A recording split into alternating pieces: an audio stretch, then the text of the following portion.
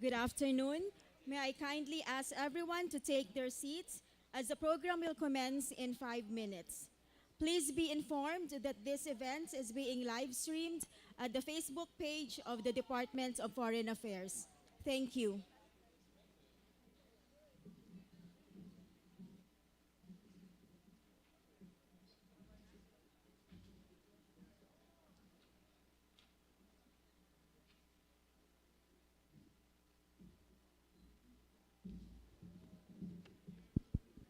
Good afternoon, everyone. Before we begin today's event, let me take a few minutes of your time for a safety moment inspired by one of our partners, Emerson. During an emergency, remember CDE, which stands for Calm, Doors, and Evacuate. First, remain calm. Keep your composure and stay alert. During an earthquake, calmly but quickly duck under the table. Hold on to the legs of the table. If there is no table, cover your head with a chair to serve as protection from falling objects. Kindly look above you if you are directly under an air conditioning unit. Move away from it during an earthquake. Also, stay away from the glass walls and doors near you. Second, locate the exit doors. The Innovation Center has 4 exit doors that you can use. The one at my left will lead you to the evacuation area near the orange abstract sculpture. The second exit door is the one you use to enter this building, located at your far right. The third exit is at my right, the Makers Cafe exit. Lastly, at the right side of the male and female lavatories, it will lead you to the center's emergency door. Third, evacuate. If it is an earthquake, evacuate only when the shaking stops. In case of a fire incident, evacuate immediately. Walk briskly and be aware of your surroundings. Do not stop to get your belongings. Once again, during an emergency, remember CDE. Calm, doors, evacuate. Thank you.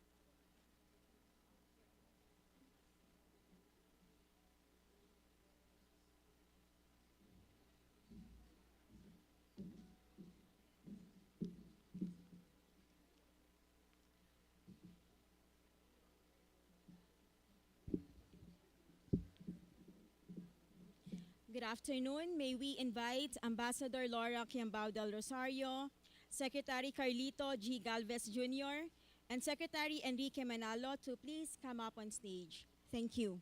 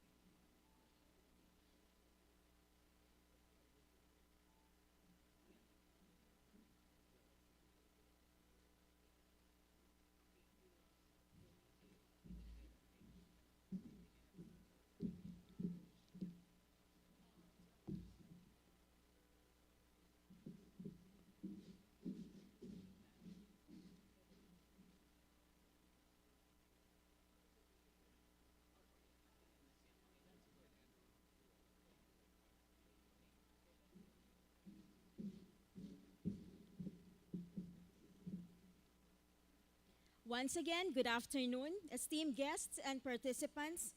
As we begin our program, may I ask everyone to stand for the singing of the Philippine National Anthem.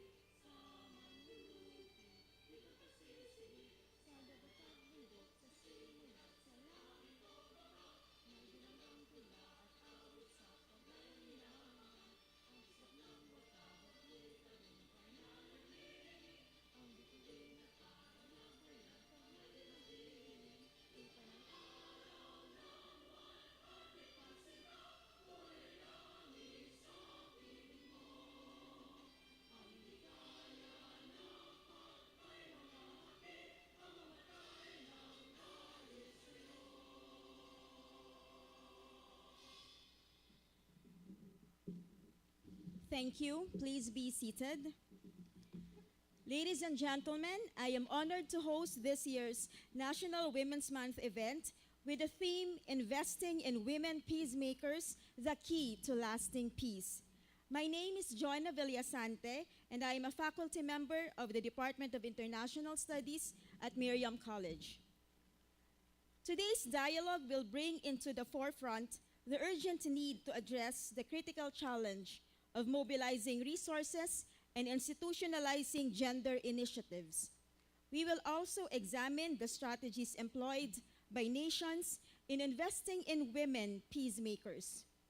We are privileged to have a distinguished array of experts, practitioners, gender equality advocates, and women in peace and security, each poised to share their invaluable insights on this critical topic. I am sure that each of us is eagerly anticipating the wisdom and expertise of our esteemed speakers. So without further ado, I invite the President of Miriam College, Ambassador Laura Quiambao del Rosario, to grace us with her welcome remarks.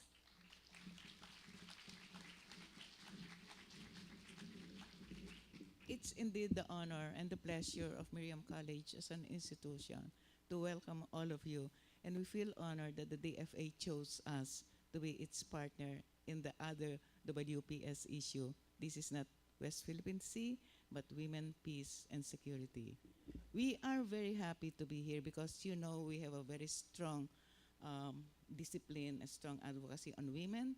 We have our Women and Gender Institute, that's WAGI. We have our Center for Peace Education. In fact, when you entered here, if you look to your left, you must have seen the bust of Mahatma Gandhi. That was a gift from the President of India for our advocacy for peace. So if you want to take your photo, there is an Instagram place for those who believe in peace. You can go there, take your photo. And we felt happy that they gave it to us in 2019, almost at the start of my tenure here at Miriam College.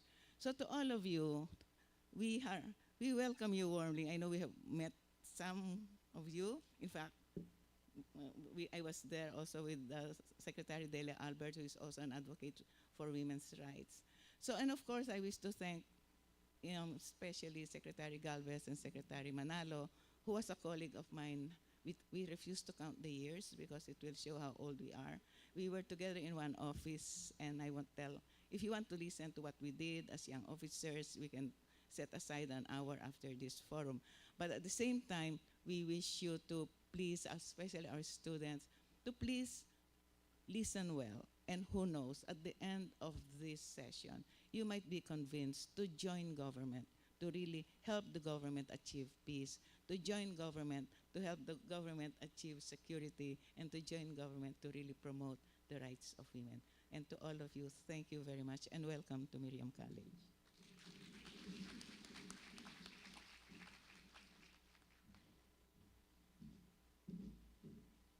Thank you, Ambassador Del Rosario, for your warm welcome. Now, please join me in welcoming Honorable Carlito G. Galvez Jr., Presidential Advisor on Peace, Reconciliation, and Unity, for his opening remarks.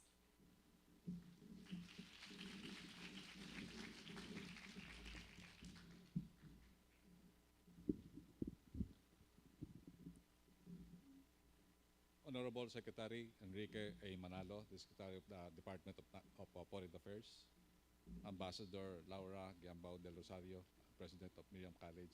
Ma'am, I'm here during the time that the bus was given. Yeah, yes. Honorable members of the Diplomatic Corps, fellow peace advocates and peace builders, international and local peace partners, other distinguished guests, our ladies and gentlemen, good afternoon. To the wonderful women who are here today, a happy, fulfilling, and meaningful International Women's Month. I extend my deepest gratitude to the Department of Foreign Affairs Secretary Enrique A. Manalo for inviting me and my colleagues to participate in this significant event. In line with this year's theme for the International Women's Day, Invest in Women, Accelerate Progress. Let us highlight and pay tribute to the crucial roles that all Filipino women played in achieving a just, lasting peace in our nation. I have a personal experience when I was studying US in Harvard that I have a friend, a judge from Jordan, and he told me, Charlie, in order to have peace in the Philippines, there are two things that you need to do. There are two things that you need to do: education and empower women. And that's what I do now at PS in 2010. As the chair of the National Steering Committee on Women, the Peace and Security or the NSCWPS, the Office of the Presidential Advisor on Peace, Reconciliation, and Unity is tasked to spearhead the implementation and localization of the National Action Plan on Women, Peace, and Security, or the NAPWPS. The NAPWPS serves as the foundation and a testament of the Philippines' steadfast commitment in fostering an environment that uplifts the well-being of women and empowers them as agents of peace, development, and progress in their communities. Women are no longer relegated to passive roles, especially in decision-making. They are actively reclaiming spaces where they are meaningfully and substantively able to occupy. They also are consistently pushing back against patriarchal society that perpetuates a culture of confining women to stereotypes or social construct of what they should be and not what they want to or have the potential to become. Last December 2023, the OPAPRU, with the great assistance of Sec Manalo and the DFA family, spearheaded the launching of the fourth generation of the NAPWPS 2023 to 2033, which aims to promote greater gender equality, Through this action plan, we aim to equip and empower women in all their diverse and intersecting identities to serve as leaders in their respective fields and enable them to chart the course of their growth and development as individuals in light of today's emerging realities.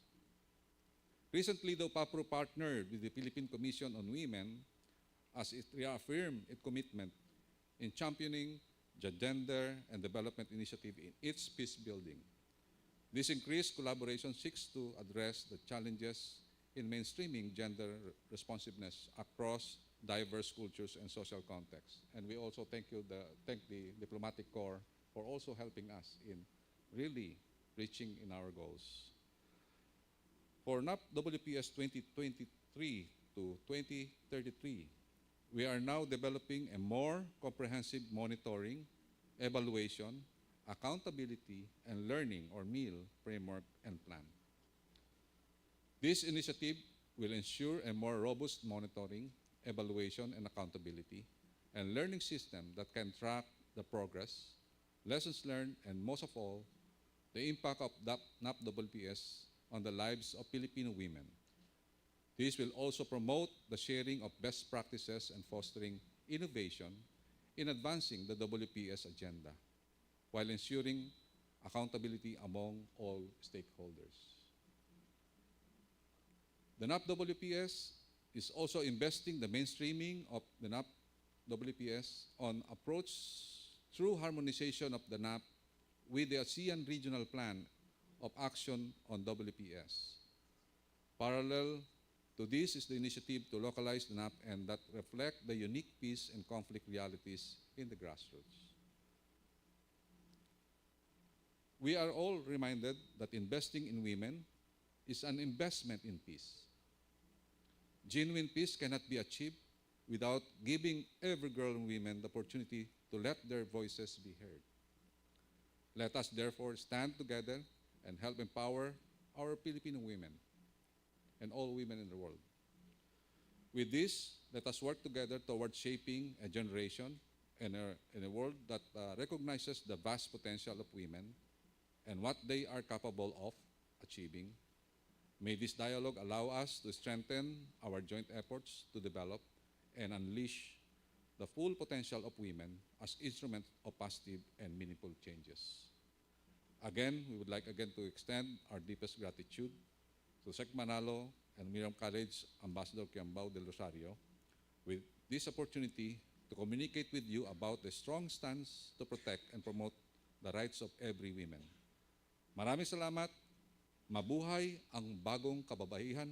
Mabuhay ang bagong Pilipinas.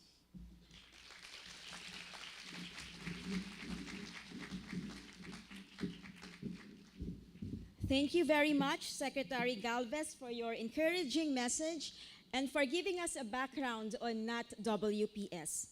Now, I am honored to invite the Secretary of Foreign Affairs, Honorable Enrique A. Manalo, to the podium for his keynote address.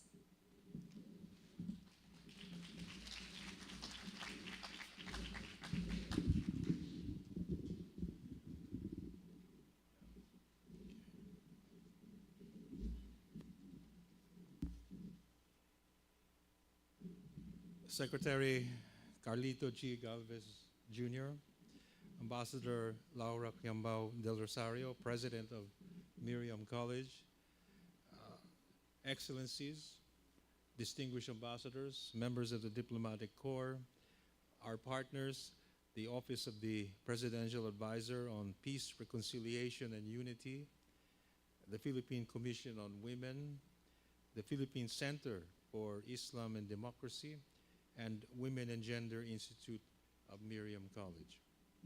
Distinguished speakers, faculty and students of Miriam College, youth advocates and partners, colleagues in government, ladies and gentlemen, good afternoon to you all.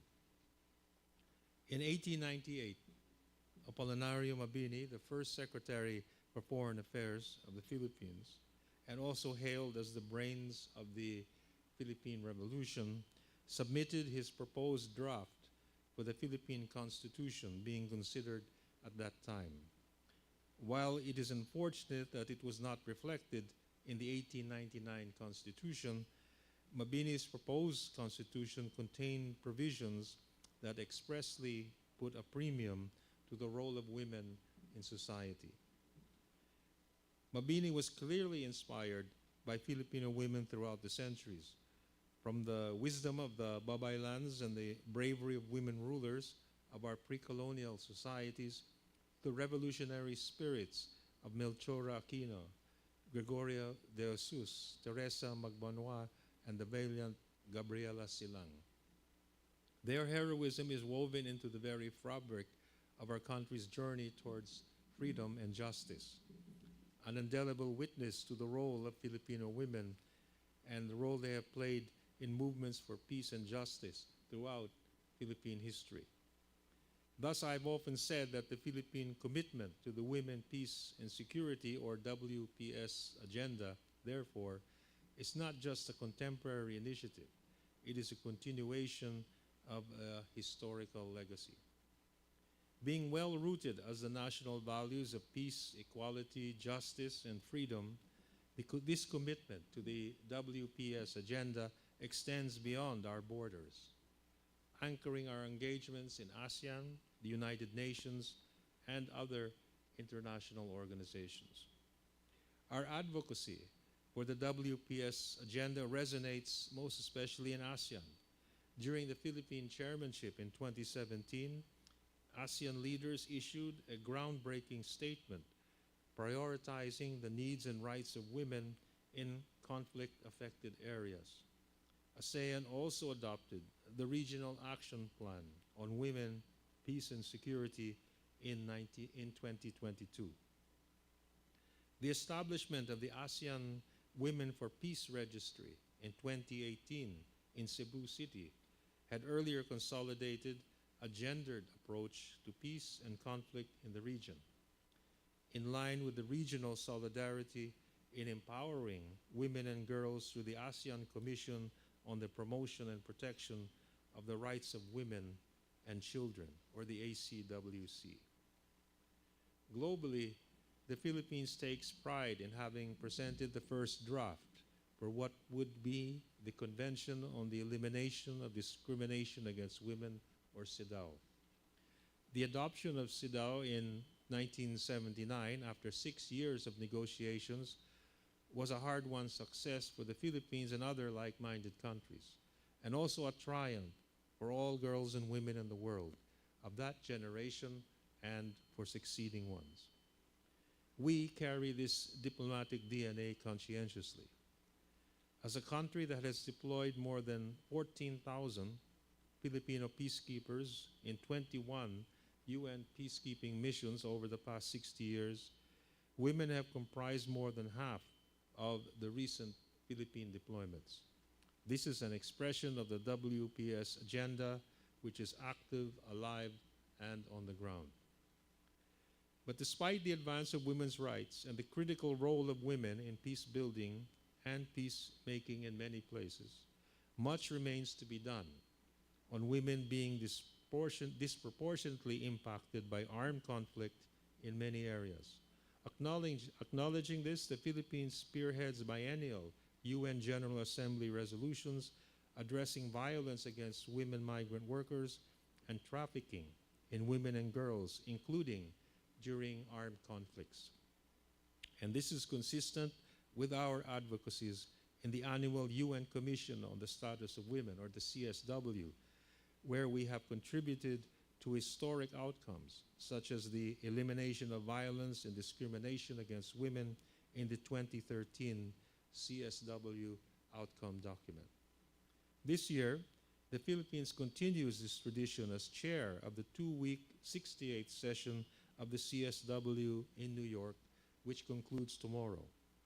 Our ministerial delegates to CSW 68, namely the head of the Philippine delegation, Secretary Amina Pangandaman of the Department of Budget Management, and Secretary Antonia Yulo Loizaga of the Department of Environment and Natural Resources, discussed how the Philippines invests in institutions that promote and highlight women's and youth's active role in conflict prevention, peace building, social justice, and inclusion.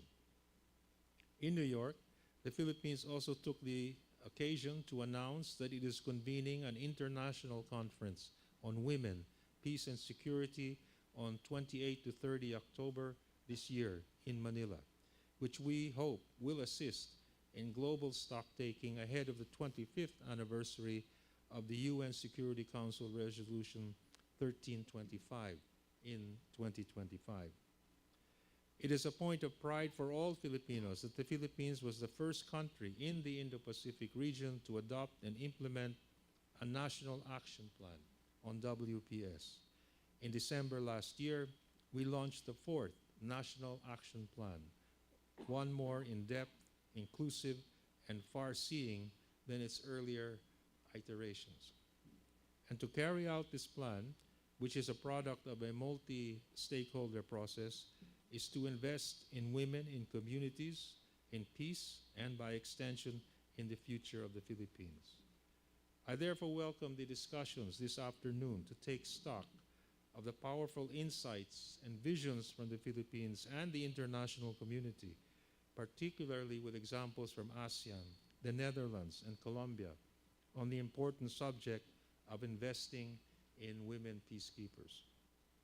As I noted in the beginning of my remarks, the inclusion of women in peace processes and nation building is not just a contemporary necessity, but a legacy that speaks to the very soul of our nation. As such, it is an inspiration for the Philippines as we do more and invest more with like-minded friends and partners towards empowering women and girls in the world. I would like to conclude my remarks by conveying the wishes and solidarity of the entire Department of Foreign Affairs with you all on the celebration of the National Women's Month. The national anthem played at the beginning of our event this afternoon, the one produced by the Philippine Commission of Women, started this event in perfect spirit. It was a hall of fame of and tribute to the generations of Filipino women who, by claiming and living out their rights and role in our nation as our mothers, teachers, leaders in various professions, have also served as beacon for women empowerment in the region and the world. Thank you all for your kind attention. Mabuhay ang kababaihan at kapayapaan sa buong mundo. Thank you.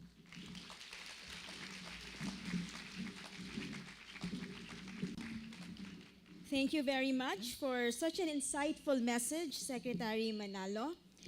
Before we proceed to our first panel discussion, I would like to invite our speakers for a brief photo opportunity. I kindly ask the audience to stand and fill the aisles for the photo opportunity. The photo will be taken from the stage by our official photographers.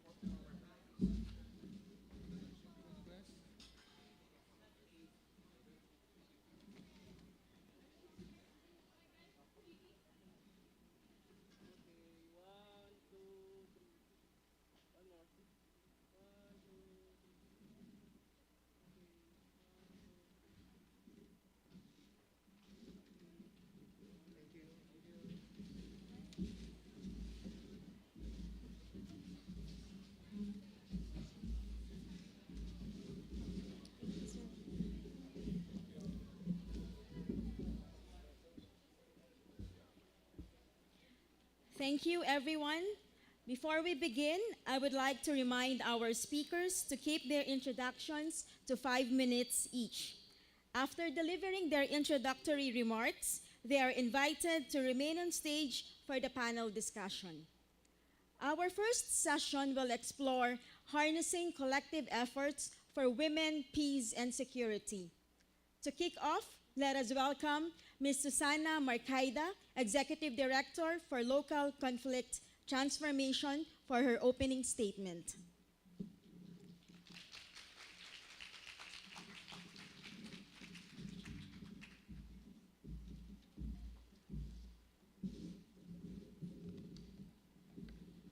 Isang mapayapang araw po sa ating lahat.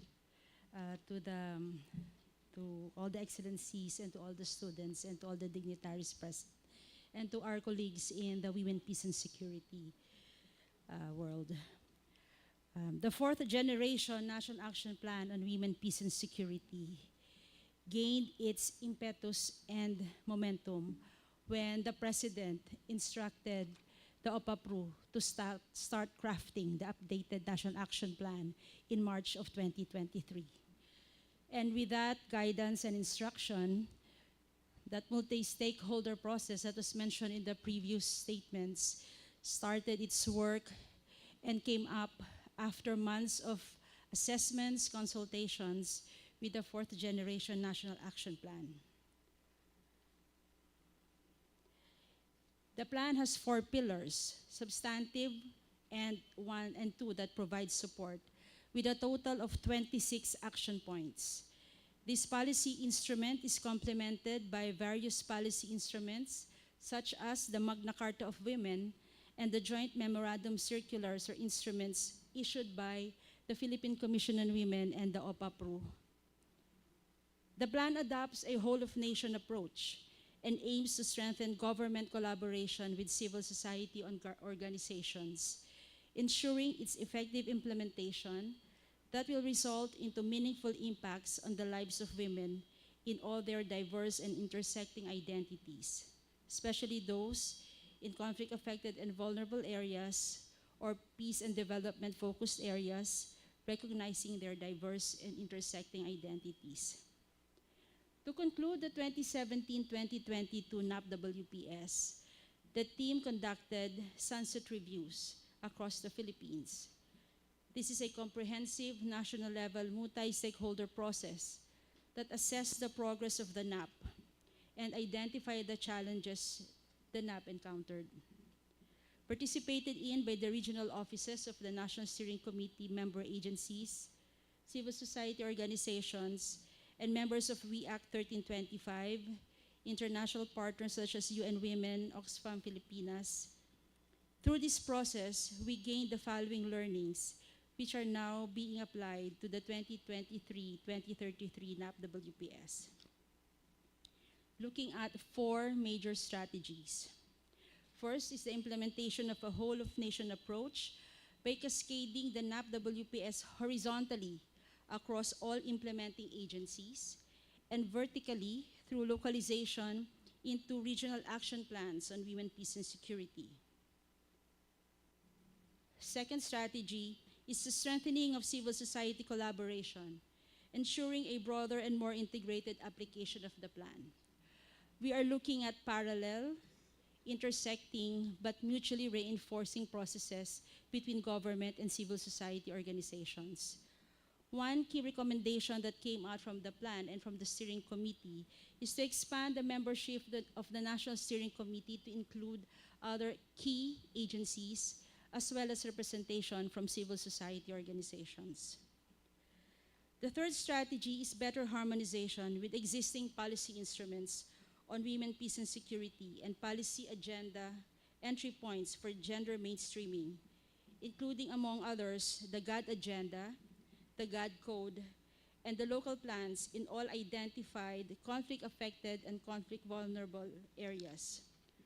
So what does that mean? It means that the entire mechanism of the GAD, in particular those that are being managed by the Philippine Commission on Women, will be fully optimized for the implementation of the NAP-WPS. This includes the budgeting, programming, reporting, and monitoring.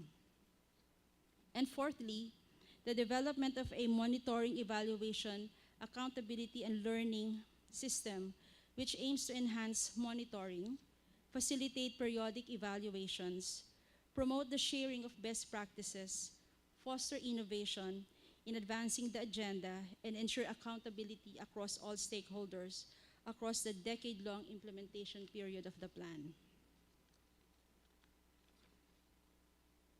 The Philippines has linked the NAPWPS to financing and budgeting by leveraging the gender and development budget.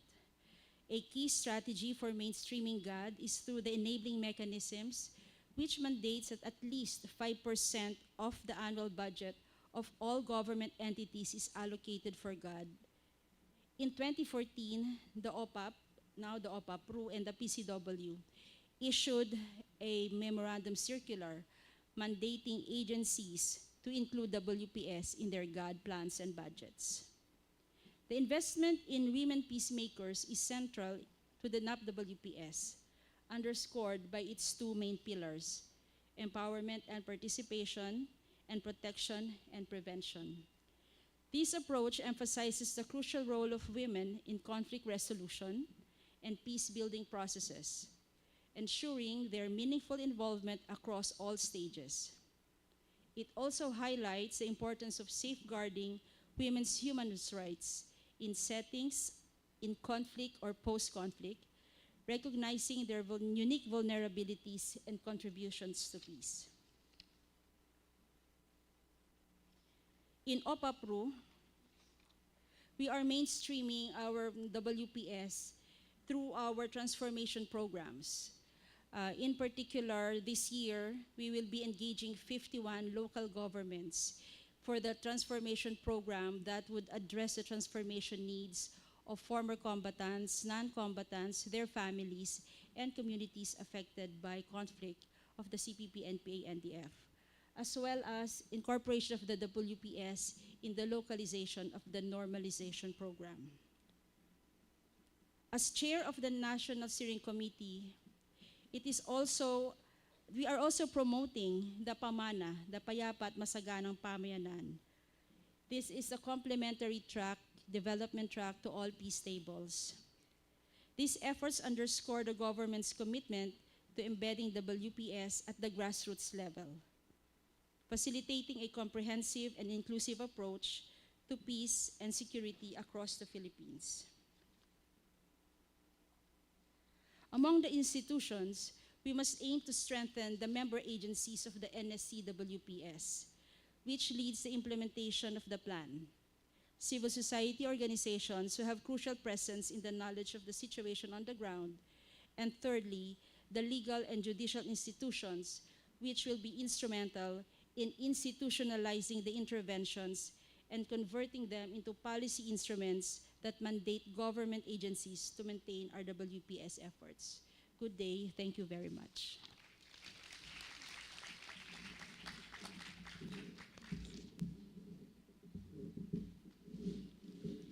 Thank you, Executive Director Mark Haida. Now, may I call on stage Attorney Salma Rasul from the Philippine Center for Islam and Democracy for her opening statement.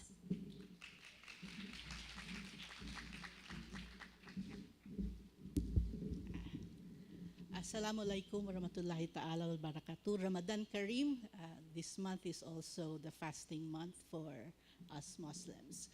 I would not repeat what Director Susan has ably mentioned, but rather I would like to share with you what PCID has undertaken and has found out from a series of consultations that we had undertaken in support of the Regional Action Plan for Women, Peace and Security.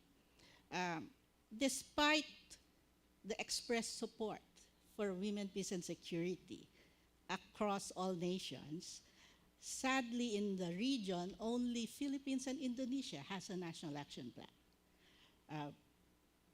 We hope that the audience today would also help lobby and write your friends across the region. I'm sure academic institutions, you have sister academic institutions across Southeast Asia to lobby their governments to make sure that a national action plan on WPS is actually implemented. Again, to successfully implement Resolution UNSCR 1325, there is a growing need to look at area situations beyond conflict. It's a common misunderstanding of the resolution. People think that WPS just looks at the role of women during conflict. Unfortunately, that's not true. UNSCR 1325 looks at the strong participation of women beyond conflict. So it's before conflict, during conflict, during peace processes, and post-conflict situations. A tall order, right? But across the four pillars that Director Susan has mentioned, again, there's a strong need to increase levels of awareness.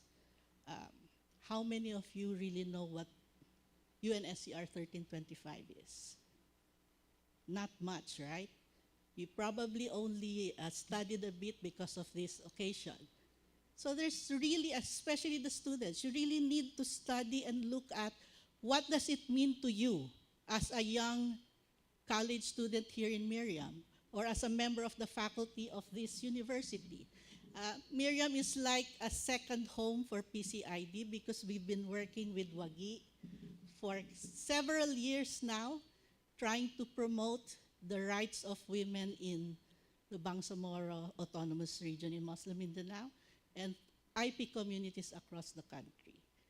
We've learned, sadly, it's a realization that some policies that were developed to promote women's rights failed to educate the men.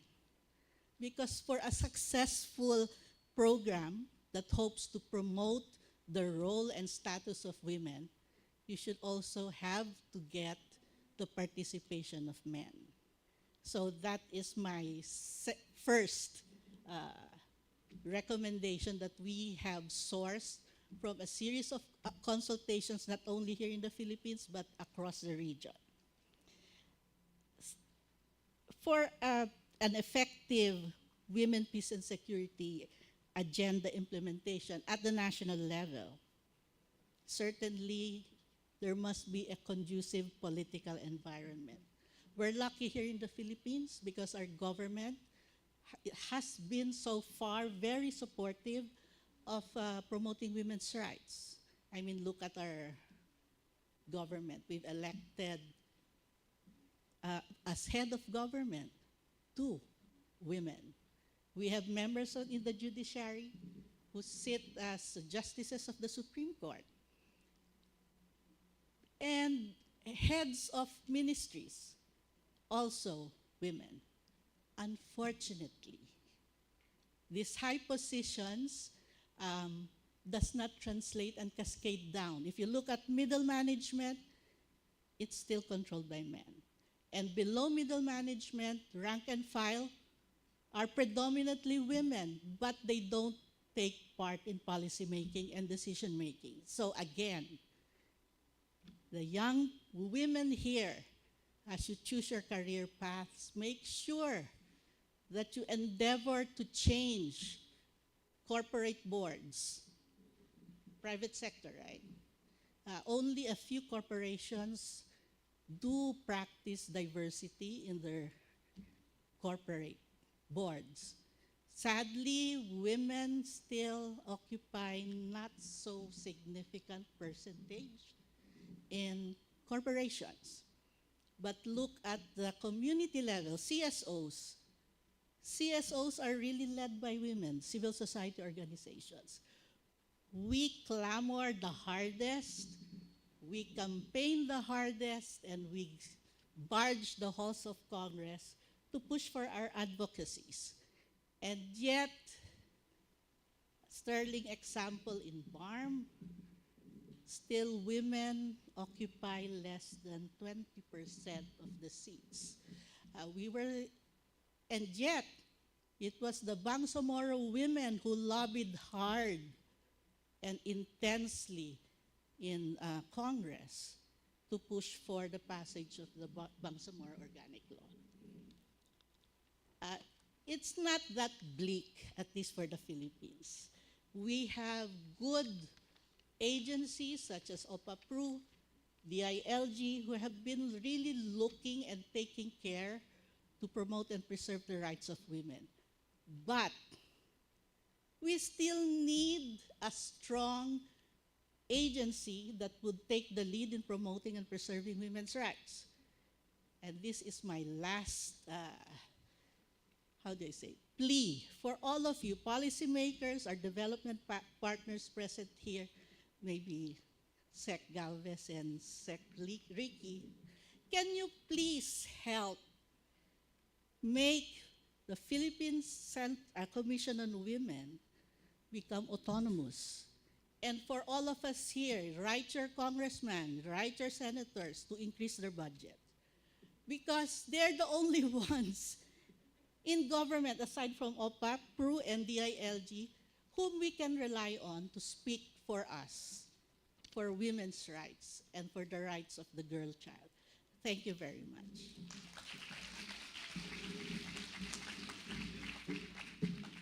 Thank you so much, Attorney Rasul.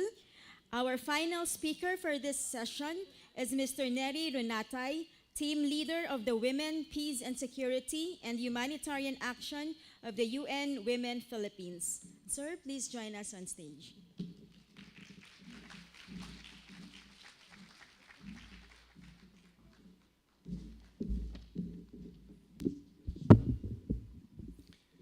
Maraming salamat, Your Excellencies, our peace partners, our friends, mga kababaihan, Happy International Women's Month.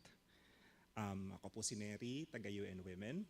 We, as an organization, is the technical lead on women, peace, and security within the UN family when it came out in the year 2000 as the Resolution 1325, a feminist project, a good reminder that it's a feminist work, came about and became the WPS agenda that we're talking today.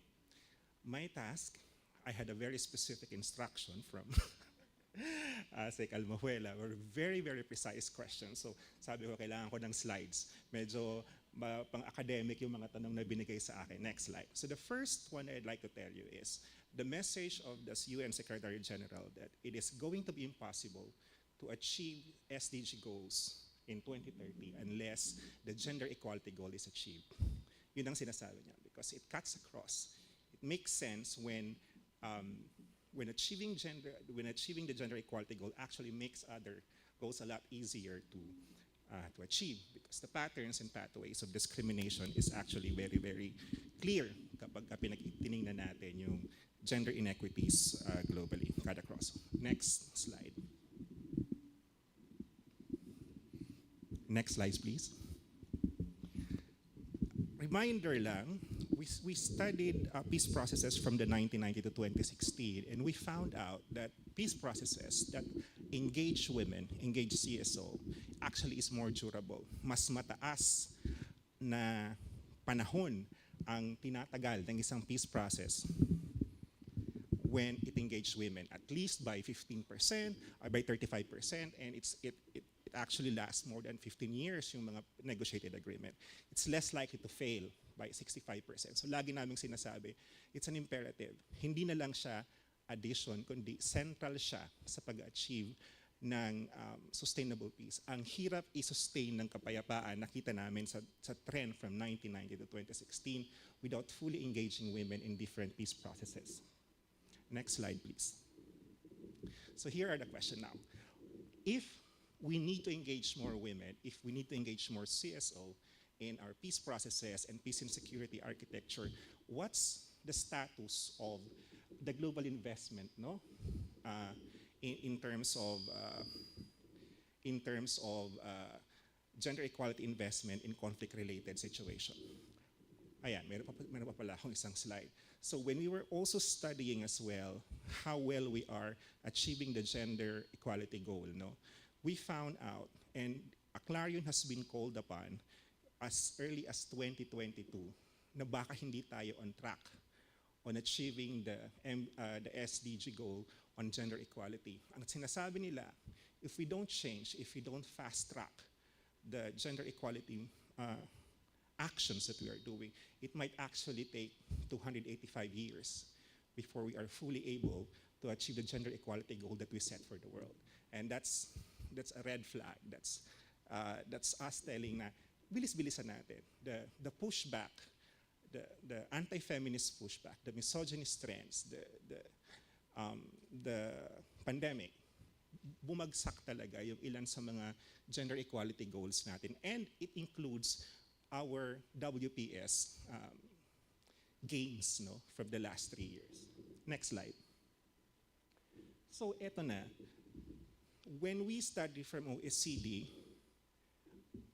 ano ang status, no, ng investment on gender equality? We found that among the 48.7 billion in 2021, 43% of that expressed commitment or support to gender equality. But only 6% have said that they are dedicated to gender equality as a goal. Next slide. There was a call by the UN Secretary General in 2019 that all bilateral partnership, peace and development partnership should commit 15% for gender equality. But we found na nagplato na to sa 6%. It never increased beyond 6% globally. So hindi ganoon kalakas o hindi masyadong umangat ang investment ng ating mga bilateral partners when it comes to gender equality. Next slide. Pag tiningnan mo ang discrepancy ng global military partnership at saka ng gender equality, sobrang laki ng discrepancy. For example, global military expenditure is at 1.6 trillion versus yan ng 4.6 billion spent on gender equality. So nandoon tayo ngayon. That's where we are in terms of investment on gender equality in conflict-related situations. Next slide. The next question naman ngayon ni Asik sa amin, so anong ginagawa ng UN? So what do you do? Next slide. So there was an effort in the different UN country teams that joint programming actually commits 15% of what we do jointly by 15% minimum commitment on gender equality. But other countries actually has pegged it higher. For example, other departments would go to as high as 20%. No? Ganoon din, all joint programming that many of you are supporting is already requiring us. All the templates that we do, a lot of our bilateral partners are already supporting joint programming within the UN. We are already required to do all the gender analysis, use gender markers in all our proposals to our bilateral partners. Next slide. I'd like to talk about the Women, Peace and Humanitarian Fund because many of your countries are supporting this. It's now operating in 46 countries. It's one of the first funds dedicated on WPS. And Philippines is one of the first countries that implemented it. With the chairmanship of the OPAPRU, and Wagi actually sits in the board, it funded so many CSOs inside Philippines, and including We Act 1325, including those women from the Bangsamoro and under conflict area who actually help us design the next version of our National Action Plan on Women, Peace and Security.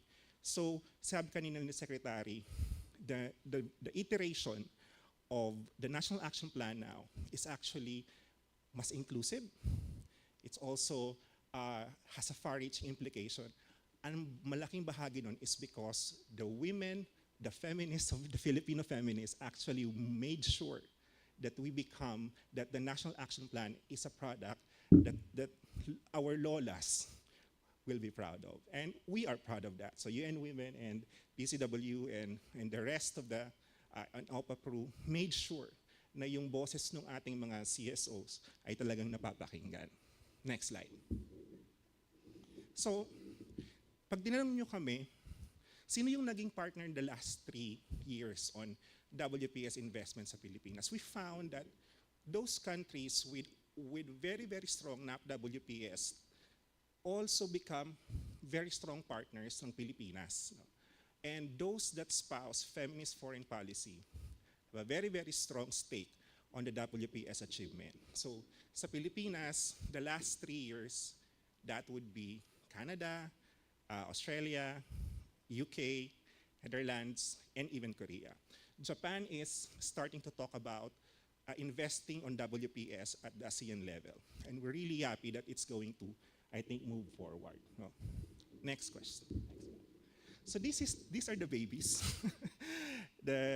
We launched it last year. The National Action Plan on Women, Peace and Security, the BARM Regional Action Plan on Women, Peace and Security. This is the guide. This is our North Star on the WPS work in the Philippines. Pinaghirapan natin to ng 2 taon na talagang ininvesta natin ng dugo at pawis at ng atensyon ng maraming kababaihan. We are on the verge of, sabi nga ni Secretary, we are the laboratory of learning in Southeast Asia pagdating sa WPS. Cambodia goes to us, Vietnam goes to us, Thailand goes to us. Lagi lang tinatanong, anong ginagawa ng Pilipinas? How do you do your NAP-WPS? In fact, si Vietnam at saka si East Timor already had their NAP-WPS ready. It's ready to be signed in the next 2 weeks or so. So medyo marami na tayo sa ASEAN doing this work. Now, pag tinanong nyo ako, how much does it take to cost the NAP-WPS? Wala akong masasagot sa inyo. And this is part of the financing aspect that really is a process that we're trying to work now. Dahil ang hirap i-cost nito because it takes certain things for it to happen. Next slide. For example, kailangan namin makita, kailangan nating ma-operationalize what are the commitments of the agencies to implement it. Unless the political commitment is clear, the financial commitment will be clear only if the political commitment is there. Pangalawa, and this is the weakness of so many NAP-WPS in the world, we didn't have a robust M&E system. And when you don't have a robust M&E system, its localization also becomes problematic. And that's where we are now. So nagtatrabaho kami ng OPAPRU ng PCW. At halos lahat kami, sinisiguro namin that we first start to have a sensible, credible, and robust M&E system para ma-localize natin siya so that we can operationalize it per agency, so that we can cost it fairly. We are lucky that we have a financing infrastructure na medyo GRB sensitive because of the Magna Carta for Women. So we have the tools. We just have to make it more WPS sensitive. So nandoon naman si PCW, they're championing it, and we're so happy with the leadership that they provide. Siguro huli, people are talking about invest in women, accelerate progress. Parang lagi may multiplier effect na kapag nag-invest ka sa women, you invest in the community. But to me, it's not that women can multiply the effects. We invest in women because it's the right thing to do, it's the moral thing to do, and it's the just thing to do. Especially sa mga babaeng naiipit sa gera. Maraming salamat po. Thank you.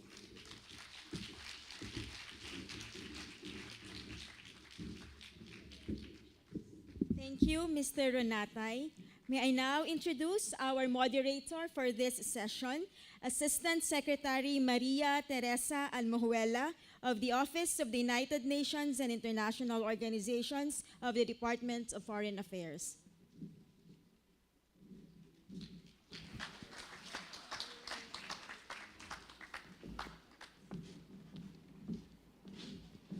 Thank you. I'm pleased to moderate this event. I don't think I can add more to what our very distinguished panelists have shared at the beginning as their opening remarks. Thank you so much for giving a very foundational knowledge to our audience about the National Action Plan, what we need to do in the region, global investments. We've talked about national strategies, investments, and I think one of the points that were raised in the discussions in your presentations is the importance of localizing these action plans. And as someone who has been involved in local peace transformation, I'd like also to ask perhaps Dr. Marcaida, Director Marcaida, to talk more about the impact of localizing. What are the powerful narratives out there that really make a convincing story about the need to involve local actors in the women peace security agenda. Now, Attorney Salma also spoke about the need to level, no, to contribute more to the regional adaptation, the regional implementation of the National Action Plan. I recall that there was a 2017 event in ASEAN where we talked about the role of women in countering extreme violent extremism. And can you tell us more about the role of CSOs and networks, regional networks like ASEAN and their counterparts in in bridging, understanding, appreciation, and awareness of the WPS agenda, but also to advocate for peace in other places outside the region. And of course, to my friend Neri, thank you for sticking to our guide questions. But I think he gave us very pertinent information. No, I think it was very useful. But I'd like maybe to know more about the need, the potential for spreading the word in the region. What have you've spoken at the end of your presentation, some of the work we've done to capitalize on the examples and strategies of the Philippines, including in Indonesia. Of course, Indonesia is the only other country with a national action plan. We have a regional action plan on women in peace and security, of course. But can you tell us more about how UN is working to make sure that these best practices are applied and shared with the rest of the region? I understand that you have worked extensively on peace and conflict work in the region, including in Cambodia and also Vietnam. So please, Executive Director Susan Marcaida. Very much. Hello. Hello. Thank you. My response would be coming from my own personal experience Hello. as a director handling one of the peace processes. This one has to do with peace process with the former CPP and PA breakaway group or the rejectionist group. Now they have transformed into a people's organization, which is, they call themselves the Kapatiran. Stories of how women, peace and security have impacted we negotiated with this group, and this group was headed by a woman. And maybe that's why, I wouldn't say that it was easy, but it was also difficult. But it was more comprehensive because we looked at several dimensions, from security to socioeconomic, to healing and reconciliation, to confidence building, to addressing political rights of those that are currently incarcerated and all of those things. But what's important is the guiding principle that the transformation should redound up to each and every member of the group. In the process that we undertook, we worked with the local governments, most especially in the identification of projects. Women, members of the family, were always involved. The combatants were mostly men. But when we do consultations, we make sure that we go to their homes, we talk together with the wives, especially in the identification of the projects. Because the wives know what they need to feed their family, what they need to put their children to school, and all of these things. And the other strength here in having women in the mechanisms, we call them mechanisms. We have the Joint Enforcement and Monitoring Committee. We have the site coordinating teams. We have the special project teams who come from this former rebel group. we engage them in a level of partnership.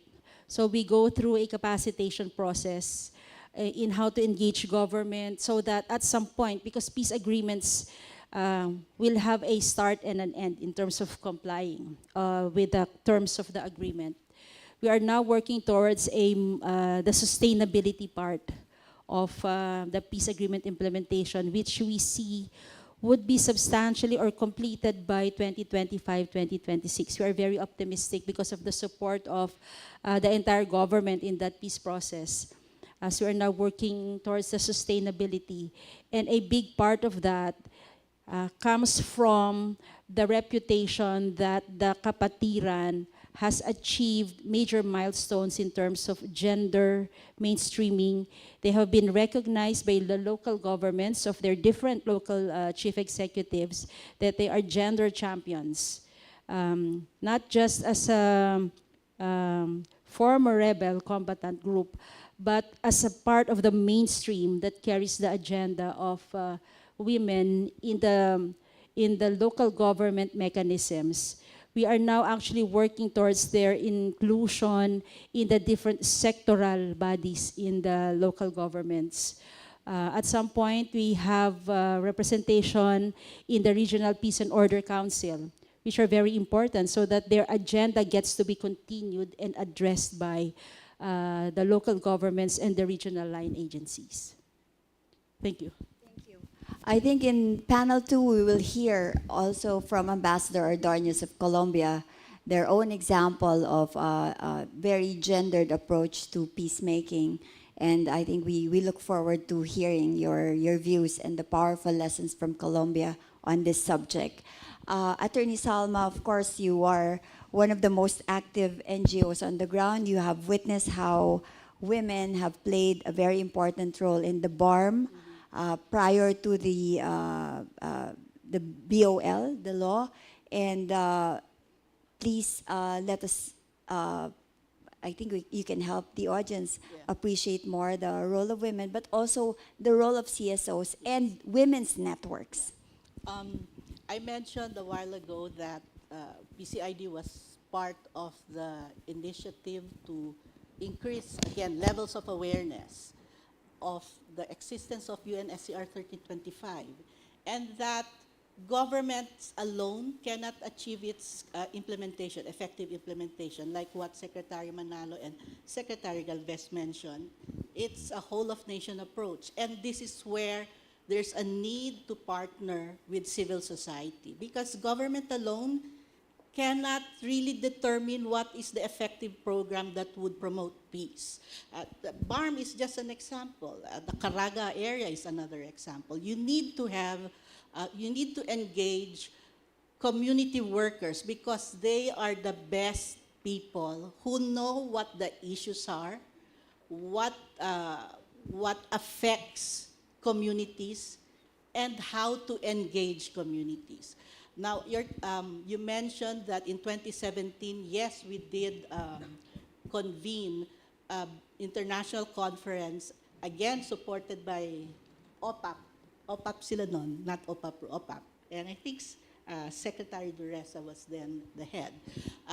It was basically the first international conference that convened civil society organizations to come up with a cohesive plan and bring those recommendations to governments across the region in how to promote peace, that the reverse of prevention of violent extremism, rather go to the positive side, building peace and resilience in communities. Now, you know, CSOs, communities in Southeast Asia, especially women-led CSOs, we are, at least the Philippines, we are among the first to have engaged and place our women actively in both political, social, and economic spheres. I mean, we've gained a lot. But the women from Middle East and North Africa, they know day to day they face the trauma, the angst, the horror of violent extremism and terrorist attacks. So it was a brainchild of Amina, whom you all know. that why not create a platform, bring in women CSOs from Southeast Asia, and have women CSOs from Middle East and North Africa, and share community of practice. Our sisters in the Middle East and North Africa can learn from the experiences of CSOs in Southeast Asia, how to push for and make sure that their women's voices are articulated in government, in policy making. But we in Southeast Asia can learn how to handle the day-to-day trauma that terrorist attacks and conflict areas that our sisters in the Middle East and North Africa are facing. So I'm so happy that Secretary Manalo has announced, and our delegation in New York has mentioned that we are convening the second, right? It's a follow-through, but it's going to be the first conference, international conference on women, peace, and security. Last, how to build levels of awareness. PCID, with the support of OPAPRU and UNDP, we partnered with the Mindanao State University to come up with a diploma program on women, peace, and security.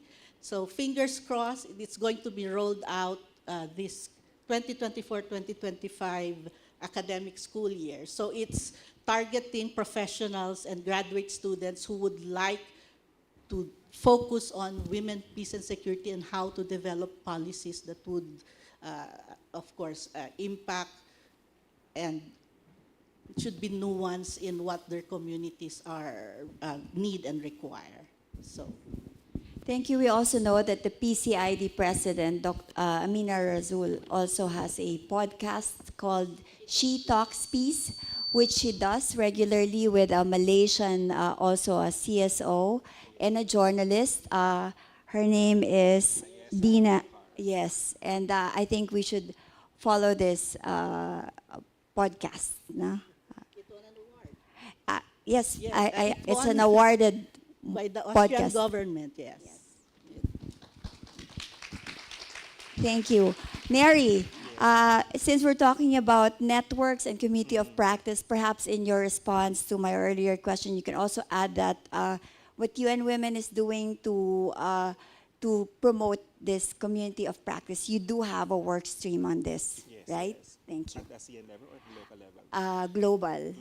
Global. You can address the regional work, of course. I know you Yes. always follow Yes. the guide questions, but you can also address the global No, network that the UN Women has established for this purpose. No, there is actually the WPS focal point network that actually meets twice a year to be able to learn and take stock actually of what happens. But I like to, I think, situate the Philippine NAP WPS, the WPS agenda in the Philippines, and what it actually means to co-learn in the ASEAN space. Because as Secretary said, we were the first in Asia to develop the National Action Plan. We are the second in Asia to develop a subnational action plan. The first one actually, Papua New Guinea beat us out of it. the Bougainville subnational action plan came like 6 months before the Bangsamoro regional action plan came out in 2017. So there's actually two things among the many things that they normally would ask Philippines from our regional partners on how we do it. For example, number one is how we do localization. In this case, for example, we see the Bangsamoro Regional Action Plan. It's a local version. But it's so strong that it actually came ahead of the National Action Plan. And they co-inform each other because the community of practice of women peace builders in the Bangsamoro is so strong that it has been working substantively, that it was able to do and set its own agenda. So that's one. But the thing about localization, it doesn't end at the regional level as well in BARM. It needs to go down to the barangay level. It needs to seep in through barangay development plans, barangay investment plans, GAD plans. And we have, in our experience, we have to go as we have to go down. So for example, in Maguindanao, we have to prioritize the SPMS box where the violence is so high. So we create local action plans at at the municipal level, down at the barangay level, because unless otherwise it changes or touches the lives of women and girls in conflict, it's going to be just paper. The localization is a guarantee, and it's a commitment and a promise that this will make sense to the lives of women in conflict. Unless it's done, that's going to be quite difficult. The second question that they normally ask the Philippine experience on NAP-WPS is how we do inclusion. We probably has one of the most inclusive language. And we also learn from the experience of Norway, UK, Netherlands actually. For example, for the very first time in this, the Bangsamoro Action Plan and the National Action Plan has a language of engaging men and boys. We borrowed that from the Norway version and the UK version. We also learn from the Colombia version, for one, how the inclusion process goes. For example, for the very first time, the National Action Plan of Philippines and the Bangsamoro Regional Action Plan has a reference for gender diverse group, that's LGBTIQ group, and that's notoriously difficult to put into the language of NAPS, especially in a place where it's hostile, like the barn. But the women actually spoke about it quite clearly. And that's something that the CSO was made sure that we're inclusive. The difficulty of transferring this experience, say, to a place like Cambodia or Vietnam, their government are not quite receptive in engaging CSOs to develop the National Action Plan. They want it to be led by the government. And we always say, that may not work. I know it's not that may not work. It may not serve its purpose because it's difficult to imagine a National Action Plan on WPS without the inputs of the women working at the ground. It's so difficult to imagine, but we'll see how we could gently push for it. I think the role of UN Women as the little sister, the non-threatening UN agency, is we can have this conversation in a very gentle manner, in a very informal way. So no, we will never say upfront like, no, you can't do that. We will always come in a very dialogic tone and a dialogic approach. So they would start to listen. We see it for example, they invited us to talk to the framers in Vietnam. So we just have to say in a very gentle way, you might need to get your CSO, get some inputs for your National Action Plan. Yeah. So there we have it. This international conference in Manila, October 28 to 30, will definitely be a place for further dialogue on investing in women in peace and security, but also co-learning, as you said. And with that, I would like to conclude this panel. I would like to thank our speakers, Director Marcaida, Attorney Rasul, and Neri Renayat for your very important participation, for sharing with us very important knowledge as experts on women in peace and security. Thank you.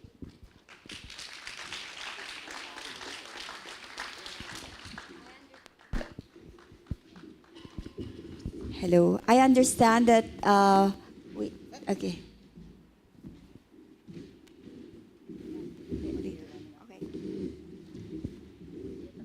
I understand that we will have a youth reactor to panel 1, and I have the pleasure of calling to the stage Miss Kelsey Hajirul, who is a student of Miriam College, to share with us her views on this panel.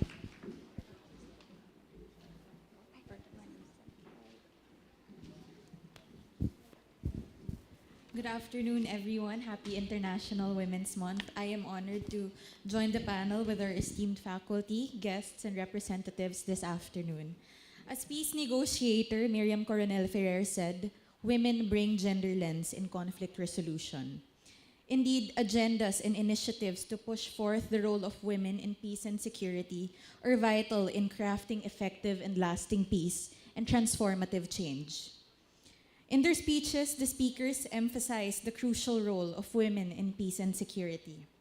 Our collective efforts combined can make strides and pave the way to more inclusive peace-building initiatives and peacemaking efforts.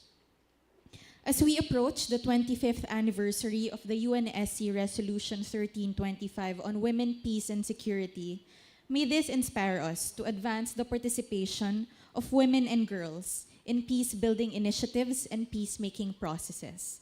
As Secretary Galvez said, investing in women is investing in peace. As global affairs and diplomacy and international studies students, may we remain steadfast in our principles and values as future leaders in crafting a more just and humane world. Thank you.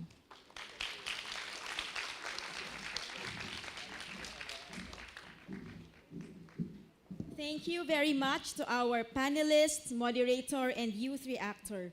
Let us now begin with our second panel, which will discuss global strategies on investing in women, peace, and security.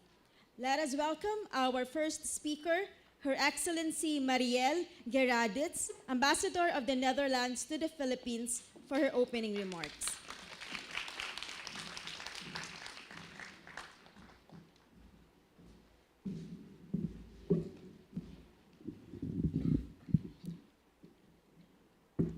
Good afternoon and a happy Women's Month to all of you. Secretaries Galvez and Manalo, Ambassador Del Rosario, dear colleagues, dear representatives of DFA, Miriam College, OPAPRU, Philippine Commission on Women, and dear students, dear colleagues. And thank you for inviting me to join you today. I'm not standing here as the Dutch ambassador to the Philippines alone, but I'm also the EU gender champion. I'm really happy to be here today. Women's rights, gender equality, women, peace and security are all very important topics for the Netherlands and the EU. For years, the Netherlands has made great efforts to strengthen the position of women and girls in conflict and post-conflict countries. Next year, the 25th anniversary of the UN Security Council Resolution 1325 is celebrated. Like the Philippines, the Netherlands also has a national action plan, Women, Peace and Security. The goals of our national action plan are equal and meaningful participation of women and girls in decision-making on peace and security is the norm. Sustainable peace and development opportunities are achievable for all. And thirdly, conflict-related violence against women, men, girls, and boys has stopped. Summarized, 3 Ps: prevention, participation, protection. I'm very happy to join you today, and with so many great partners working so hard here in the Philippines on women, peace and security, including OPAPRU, DFA, Philippine Commission on Women, the Philippine Center for Islam and Democracy, UN Women, and our host today, the Women and Gender Institute of Miriam College. These plans, our own plan and the Philippine plans, they contain many, many nice and big words, but I think the challenge is translating them into concrete action. And that is why the Netherlands, as part of our feminist foreign policy, was already mentioned before, we have a fund of 500 million euros to promote actions on the ground, concrete actions on the ground, to promote gender equality, including women, peace and security. We're also working in the BARM. I can tell a little bit more about that, but I'll finish here and looking forward to the panel. Thank you.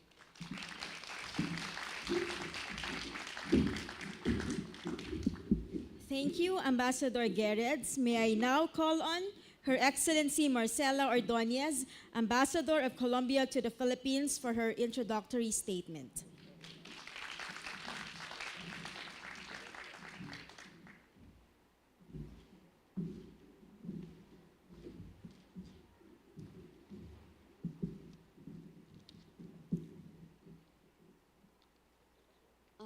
Thank you very much to you all. I'm going to try and work a little bit on the guidelines that we have to share with you a little bit of the gender chapter or the gender focus rather in our peace agreement.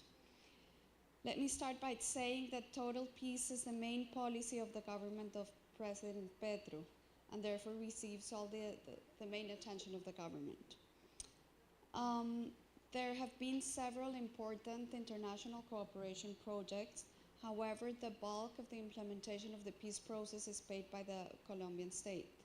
So we're speaking about 81% of the costs paid by Colombia, either by national or local governments, and 7% paid by the Colombian private sector.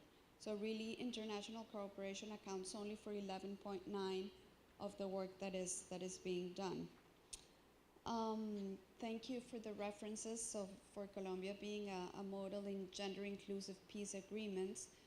But I believe that before we praise this, we have to remember where we came from. Horrendous things happened during conflict in Colombia. And the many sides in the conflict basically turned women's bodies into weapons of war. The agreement has a gender approach as a recognition to the disproportionate impact and effects that the armed conflict had on women. What does a gender approach mean in the final peace agreement? It means, and I quote, the recognition of equal rights between men and women and of the special circumstances of each one, especially of women regardless of their marital status, life cycle, and family and community relationship, as subjects of rights and special constitutional protection. It implies in particular the need to guarantee affirmative measures to promote such equality, the active participation of women and their organizations in peace building, and the recognition of the victimization of women as a result of the conflict. Therefore, several measures were taken. Let me tell you some examples. In reintegration, it was said that all socioeconomic projects that were started needed to include women. What started happening was that the men would design the project, and at the end they would just go like, here, Marielle, can you please sign because I need some women on this thing. So the women got annoyed. And guess what they did? Well, they did their own projects without men. Examples of these many very successful projects are the Fariana Women's Association Antonio Nariño, that produce and market high-quality fruit pulp enriched with nutritional aloe vera. And they also provide a care space for the children of the women who work there. Paid care. The women of river, sea, and mangrove are women fishers and farmers, a group of 110, out of which 98% are women, that work in a mangrove in Guapi. So they have a zero deforestation agreement that covers 482 hectares. Other concrete actions implemented in other areas since the beginning of our government are the Gender Technical Roundtable, that mainstreams the gender approach in the reincorporation process, its programs and policies. This, of course, also includes LGBTIQA+, and the follow-up. A special women's stance, which is a mechanism for the participation of women's organization in the framework of the implementation and verification of the peace agreement. The Special Assets Company that intervenes when the projects of women require land. And there are also programs to prevent and punish violence against women and LGBTIQA+. There is a very important strategy on sexual and reproductive rights and on the prevention of gender violence. There is a strategy for the recognition and redistribution of care burdens of women's signatories. Let me stop here for a bit to tell you that the last evaluation we had in Colombia said that typically every Colombian woman, after doing her 8-hour job, goes home and works 7.55 hours more of work. The men work 3 hours. So yes, this is very bad. There is a 4.5 hour difference, but guess what? The men are working 3 hours. That's already a very big step ahead. We don't have exact numbers on this on the former combatants, but one could think that it's lower, and it's lower because of the macho culture that comes with war, etc. But still, what this means basically is that women have two jobs. They have 2 8-hour shifts. And back to positive news. During August 2022 and December 2023, there were 821 new houses that were delivered to women under the public rural housing policies. There's also a strategy for strengthening rural women's organizations and productive processes. There is a new multi-purpose cadaster methodology that includes data disaggregated by sex, and this is super important because we want to know how much property really is in the hands of women. And then the last question in the guidance was the gaps. I think Secretary Charlie here will agree with me when I say that the main challenge is how thick and how beefy the whole agreement is. You know, it's not working on reintegration, it's not only working on truth and reconciliation, there's a whole array of institutions and of duties that have to be accomplished. That is really the main challenge, that it's a lot. It really is a lot. And then let me end by saying that Colombia has been working in sharing best practices with the Philippines. That was also one of the guidelines. We worked with the Office of Secretary Galvez. We have already done one project and expect to follow more. I'm going to use the presence here of Secretary Manalo to let him know, Secretary Galvez, that we are expecting you in Colombia as a guest to get to know a lot more of the programs that the Philippines is interested in learning. One of the many best practices that we can share, and we can share it because we have made many mistakes during 18 years and now we have learned. That is why we can share it, you know. It's not because we know better than anyone else, no. It's because we already made all the mistakes. So what we can share is how to do very good socioeconomic projects that will allow former combatants to earn a living. For example, what do? We go to a place and we have somebody analyze the land and see what can be grown there. Then from those projects that come out, those products that come out, we go and see, well, is there a market for them? You know, because there was once a project of pepper in Colombia, nobody ate pepper in Colombia. So, you know, mistakes have been made. So after you see what the land can produce, well, you see if there is a market.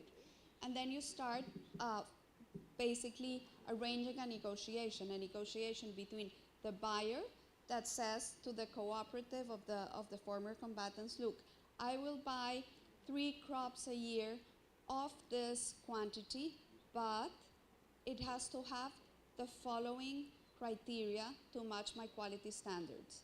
It has to be this, this, this, and this. And then they, by themselves, engage themselves to produce and to sell the exact quantities that the buyer is doing. Only then, only when we have this arrangement, do we start growing things. And I mean, remember the project of women that work on fruit paste that has a low vera, etc., etc. We are working on products that have value added. So for example, growing rice, how can you add value to that, you know, unless you may sell it in a paella box or something, how else can you add value? There's very little chance, right? While we have other products that are not even really consumed in Colombia, like acai, but it's super chic in other parts of the world, so guess what? It sells for export.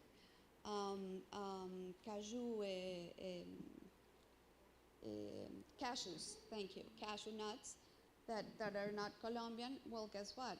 Now they're produced very close to the jungle because they grow super well, and they are sold as butter. Again, the main market, except for this one who doesn't like meat, the main market is abroad. But then you have products that have a value added and that are easy to market. if you actually take the pineapples, which was what was happening at the beginning, if you take the pineapples and get them on a road, out to the main highway, by the time they reach the highway, all the fruit is damaged, right? So that doesn't work with the reality of the lack of tertiary roads, etc., that we have in the zones of conflict. So that is part of what we do. And let me end by saying that we are also learning from the Philippines. The Philippines has had an amazing development in political inclusion of the former combatants. Thank you very much.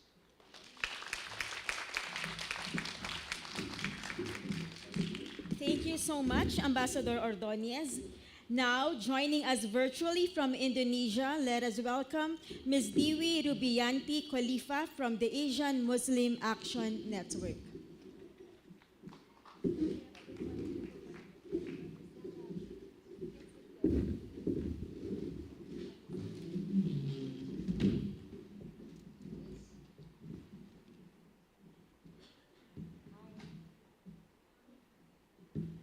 Hello, can you hear my voice?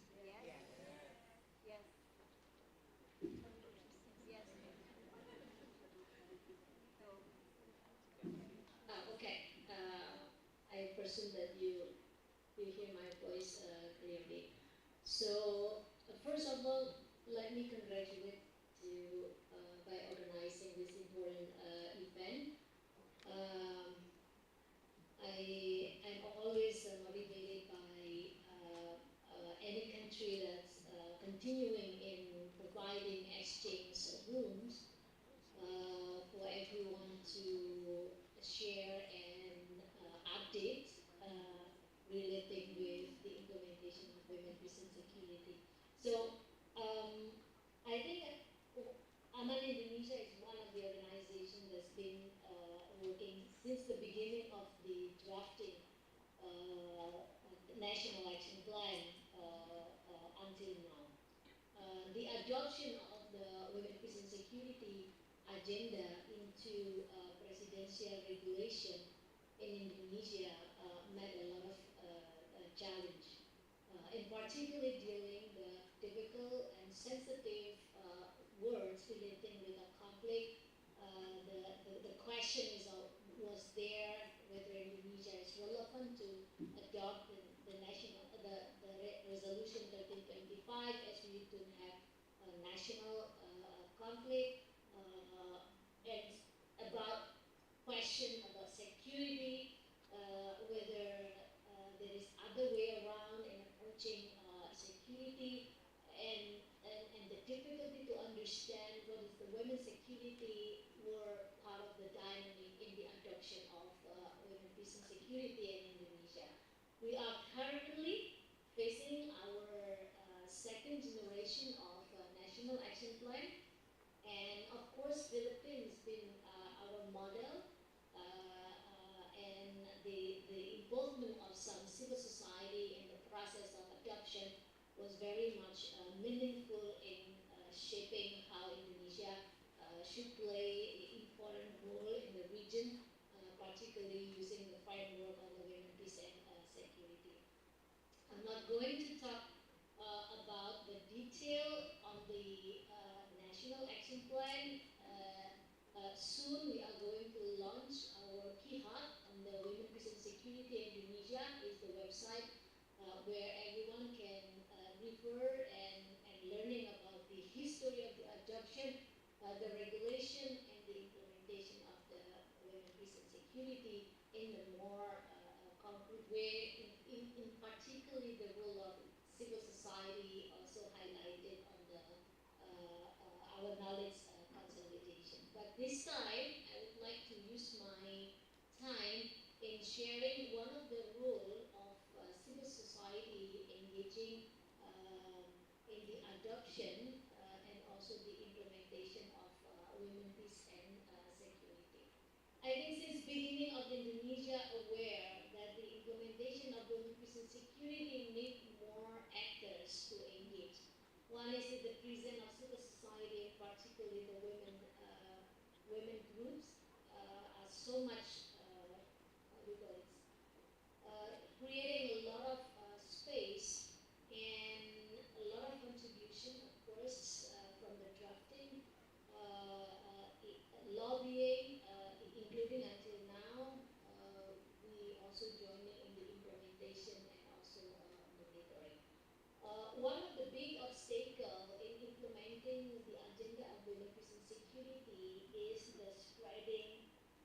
conservatism and particularly using religious interpretation that preventing some of the group in Indonesia enjoying freedom to join with the implementation of women peace and security. We understand that in Asia, religion playing very important role, and it is impossible that we actually reject the religion in the framework of implementing women peace and security. Instead of rejecting, I think our approach to religion is embracing this religion and working on it and providing the interpretation which more women friendly.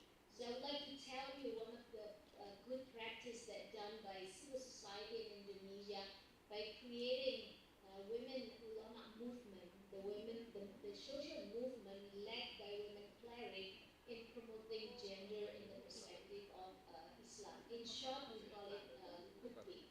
So the emerging of KUPI in Indonesia was actually the intention of many people. When we started the training in gender in Islam in 1980s, long time ago, we realizing that the importance of the role of the male and female religious leaders, and they need to be aware about certain framework, in particular human rights, sexual reproductive rights, and many more to integrate in the Islamic studies. So, done for many years, approaching 2017, we realizing that there was important to combine all the efforts together from civil society, from academia, and partly from a policymaker in having a movement where the women ulama lead the movement and provide a better understanding about religion and also proposing some of the religious interpretation. So we call it KUPI. It's the umbrella of 100 women ulama in Indonesia that are willing to advocate gender in Islam. And what is the important about the birth of this movement is actually the agenda on the reclaiming religious authority that's been dominated by male.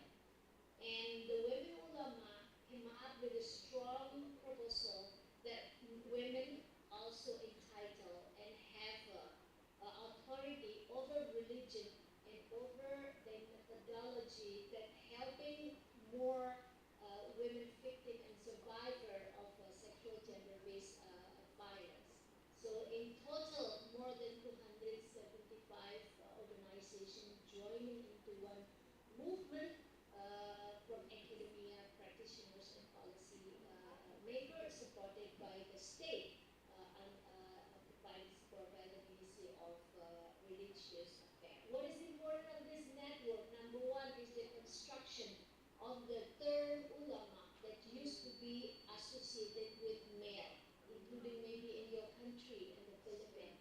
Indonesia has a very different in understanding the term ulama can also be applied for the women. So we deconstruct this by not only putting the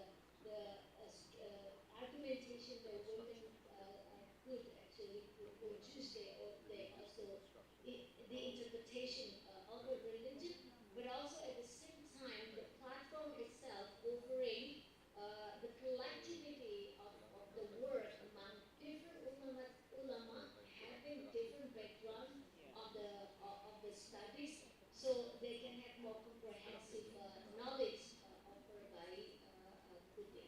Number two, the importance of the women's stories and knowledge.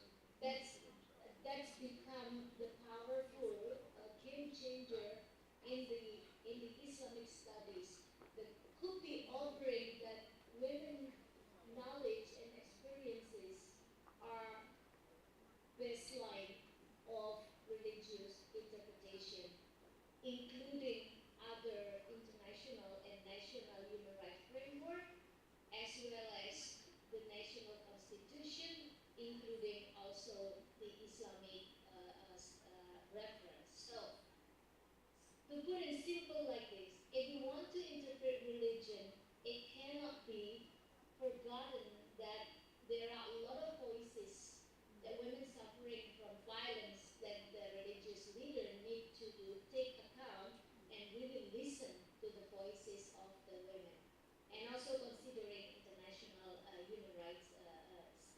then you will see that the interpretation is much more better, looking at the voices of the women, but at the same time putting, this is one of the important thing as well, is avoiding pro and contra argumentation, rather actually creating possibility for the wider acceptance, because the narrative that produced by Kubi no longer the narrative that only focus to controversial perspective, but we want the narrative that provided by the women as the victim and survivor of the sexual gender-based violence become the narrative that underlying all the religious interpretation. Give you one example. It's been a lot of controversial and argumentation surrounding whether child marriage is Islamic or not. And could be not interesting to propose this kind of question, rather propose the question on whether Islamic is there any opinion among Islam that's supporting preventing child marriage? So focusing on the prevention that actually allowing people to think about prevention and joining with the movement and advocate into the policy making. So what is it real? 2019 and also 2022 was the very big contribution and success done by the women ulama entering into the parliament and open the debate with the Islamic political party relating issue of increasing marriage age from 16 to 19 years old, and also passing the new law on the sexual violence crime. Was amazing to see how the women ulama creating the argumentation and convincing the parliament to adopt the proposal coming from civil society, where the women ulama working together. So the mobilization and also the strengthening the movement led by the women in the context of women, peace and security are crucial. I think our investment in bringing everyone together, strengthening together, and supporting the movement and working in collaborative way, gradually now seeing a lot of progress inside the country. So we believe if we are able to remove the barrier in terms of the way we understanding religion in more progressive way, that actually one of the contribution to achieve the women peace and security in the country. I should stop now and open more dialogue with all of you. Thank you so much.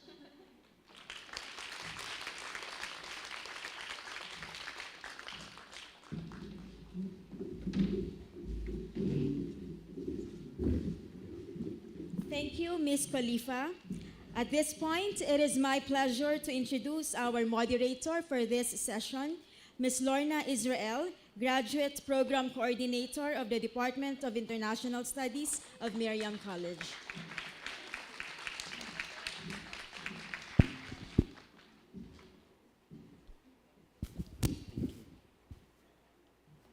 Wow, for the first time in my life, I'm going to join Her Excellencies. Can I sit beside you? Of course, thank you. No? So, thank you for bringing us back why we are here, especially our last speaker, Ms. Ruby from Indonesia. And she ended her sharing with dialogue. And I'd like the last session of this forum to have a dialogue with you and with the rest of the people who are here, right?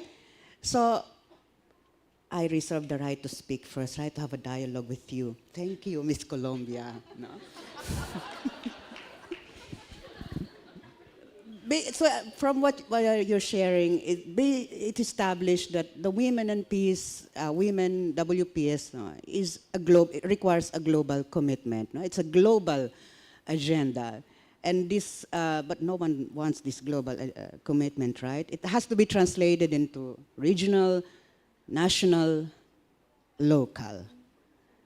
But for me, so that it becomes doable for me, it has to have a personal commitment on my part, so that whatever it is, even if there are limitations or weaknesses on the institutions, on the government side, no, people can continue.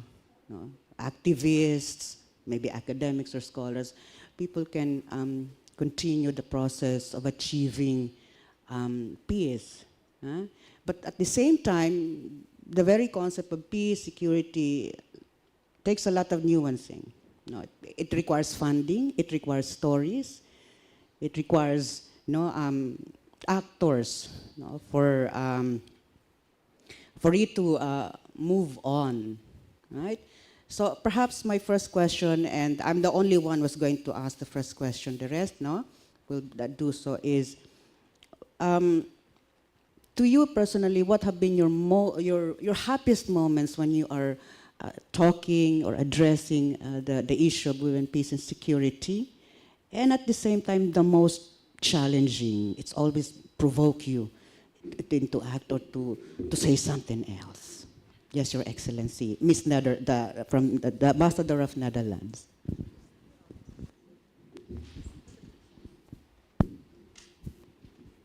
Yeah, we'll maybe give an example of the project we are working here in the Philippines. We're working with UNDP in the BARM on mental health and psychosocial support.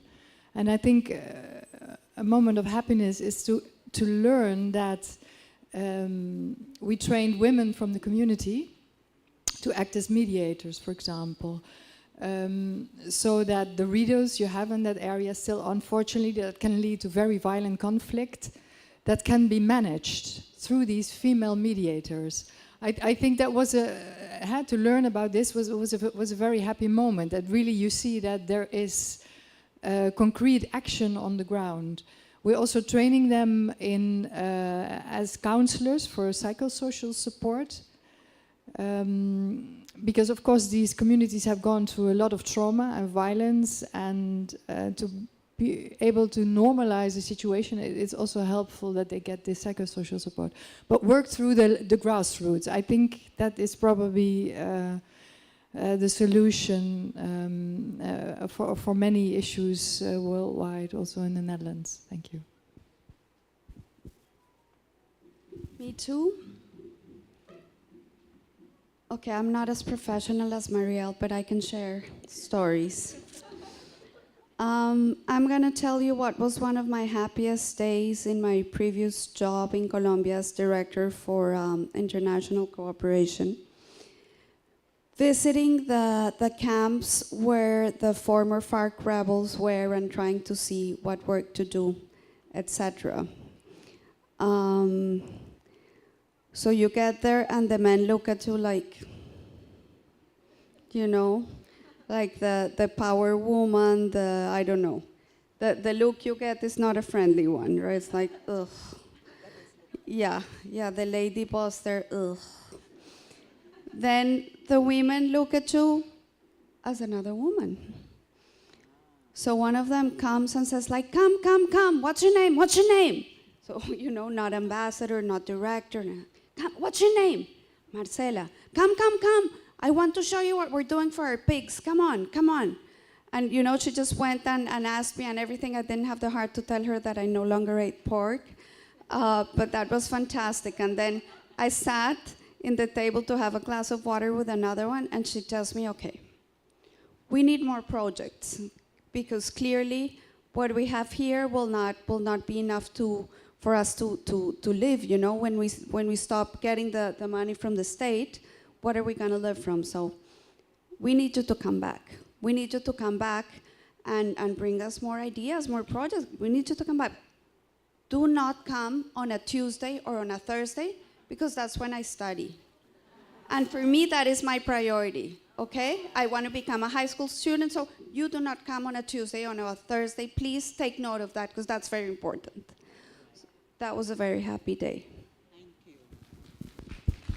All right. By the way, Tuesday and Thursday is my teaching days here at Miriam. That is a priority. And perhaps let's devote a little bit of time to that priority, that Tuesday and Thursday. Let me now throw in the sorry for my non-students, no? For the students, especially non-Miriam College people, to give in your remarks or questions to either our ambassador from Colombia and the Netherlands, no? In the interest of time, I'll only select one from this side of the room and another one from this. Sorry. We have, Ruby, I'm sorry. Yeah, you wanted to say something. I forgot. Ruby, go ahead, please. Oh, okay. The same question? Yes. Oh, I think one of the happiest moments for me, finally, Indonesian government through the Ministry of Women Empowerment taking sign of MOU with us and working collaboratively for the implementation of women peace and security, in particular working with the local government, what use called localization. But at the same time, we are also facing a lot of challenges in that. I think the sad moment is the fact that localization of the net is not easy at all. Number one, we have a challenge on the big gap of the knowledge about the central and also the provincial level between government and civil society. The Women, Peace and Security as framework, for many of them are new, but I think the essence of the Women, Peace and Security has been implementing, experienced by some of the activities implementing, in particularly the area we experienced conflict before. We normally or relatively easy to work with the government that experience in the area experience conflict before, but for the prevention is a bit difficult. The other challenge for the government working with the government is actually moving from activity based to impact based. So we want to bring more like impact approach. Why? Because we want to see that how the steps that provided in the matrix, the program matrix, are able to create impact in a local and also national level. But with a lot of circumstances that very different between the world of civil society and government, we're trying our hardest actually not only focusing on checklists, like done this, done that, but really looking at what each activity means for contributing teaching. Other challenge is actually, of course, the money. I do believe Philippines and other countries also facing this situation because requiring a lot of money, and particularly when we work for two type of prevention. One, prevention from the conflict happen, and prevention from reoccurrence of the conflict. So it's kind of a double works. Thank you, Ruby. And of course, Filipinos and Indonesians are happy to work together, money or not. The students thinking about the questions, I wanted to share one, I think, an innovative way to address some of these issues. Together with France and Germany, we have been working to include the fight against sexual violence in the EU global human rights sanction mechanisms. And that has resulted in 2 thematic human rights sanctions adopted last year against 9 individuals and 3 entities guilty of sexual violence. So that means that you put a sanction on persons, they cannot travel to the EU anymore, European organizations cannot work with them anymore. So that is a very concrete way to address those who have perpetrated sexual violence. I wanted to mention that because it's an interesting mechanism we did together with Germany and France. Anyone would like to volunteer? for one question or one remarks from the audience? Yes. Only one, because time is running out. But we can have a dialogue later outside when we are eating. Go ahead. Please identify yourself and choose which one of the speakers you'd like to respond to your remarks. Thank you. Good afternoon, ambassadors and ma'am from Indonesia. Sorry, I'm having difficulty pronouncing your name. But my name is Gabby Damanais. I'm from the National Defense College of the Philippines. I'm a gender and development researcher over there. I was interested, my ears picked up earlier that the Netherlands has a very sizable budget for projects that involve gender development. Sorry. And it seems that the same thing is the same is for Colombia, that there is a sizable budget when it comes to such projects. And the same is here for the Philippines. By law, we are mandated, organizations are mandated to provide a certain percent of their budget for GAD projects. Now, I'm curious to know what were the challenges you faced utilizing these funds, because that's a challenge that we see here in the Philippines, is that they're having a difficult time creating projects that are impactful enough for that actually change women's lives here. So I want to understand what the challenges were for your countries and how you've been mitigating these challenges so far. Thank you. Thank you very much. That's a very relevant question. And we found that question when we started implementing peace projects back in the day, you know. We have been in peace projects since, in peace processes since the 90s.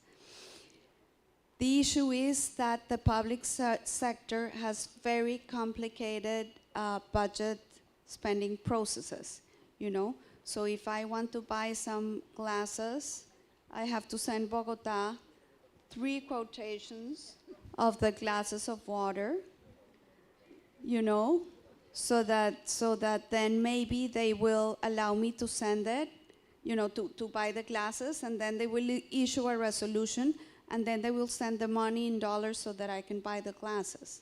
And this replicates for everything. So imagine trying to run a project where you have that, you know, even something very simple, okay? You're teaching, you're starting a, I don't know, a pig farming project, and the pigs get ill.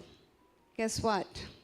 You need to have 3 quotations for the medicine of the pigs. That doesn't work. That simply does not work. So what we did, and my first secretary will correct me if I am mistaken, I think 6-7 years ago, we created the Fondo Colombia en Paz, the Fund Colombia in Peace. And what is really interesting about this fund is that it gets the money from the state, but it works with private sector rules. And you know, if you're thinking, oh my God, corruption, no, it gets audited every single year by Price Waterhouse. What has happened is that it works so well that even we have, for example, German cooperation comes to Colombia and says, like, you know what, you guys just do it, because it works so well. So that is one of the best practices that we have in Colombia, that we are sharing with the Philippines also. And it is very relevant. It is very difficult to be agile in the public sector. Yes, thank you. A very good question. I think the first thing is, of course, not speak only about women, but speak with women. So civil society, talk to the grassroots level. I think the Philippines is doing that excellently. You have so many good civil society organizations as well. The other thing that you see, of course, in a conflict situation, things are very fluid. So usually you agree on a multi-year program, and then you fix the, you know, the goals you want to achieve, etc. What we have started is flexible funding. So we commit for a 5-year program, for example, but then every year we, after a year, we look, okay, are we still on the right track? Is the organization on the right track? Is there another area we need to start working in? So I think flexible funding is probably also the way to go in these situations. Ruby, can you add to that issue of funding and how to address some of the limitations it imposes on us? Yes. So I think one we try to overcome relating with funding is sharing resources. So under the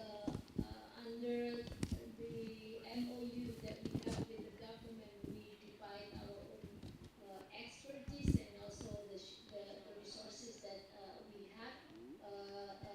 Some area covered by the government, some area covered by us and the support of UN Women, and some other donor agency are always welcome and very much meaningful in terms of we build like a consensus among several organizations that helping in the implementation.